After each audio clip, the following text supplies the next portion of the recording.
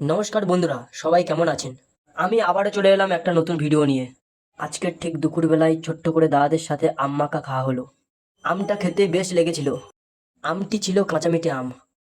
প্রথমে আমটাকে ভালোভাবে ছাড়িয়ে নিয়ে তারপর ছুরি দিয়ে কেটে নিলাম। তারপর আমগুলোকে একটা কলা পাতার মধ্যে রাখলাম। তারপর আমগুলোর মধ্যে ঝালের গুঁড়ো, নুন, আমতেল, বিট লবণ আরও ইত্যাদি কিছু দিয়ে আমটাকে ভালোভাবে মিক্স করলাম।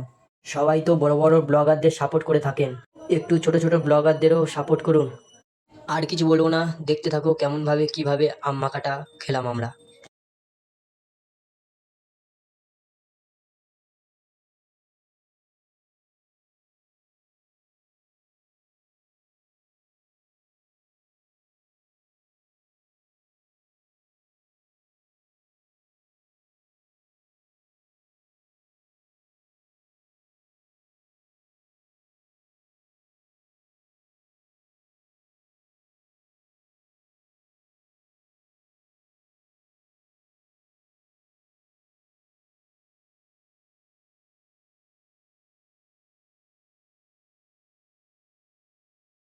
আমটা খেতে বেশ লেগেছিল।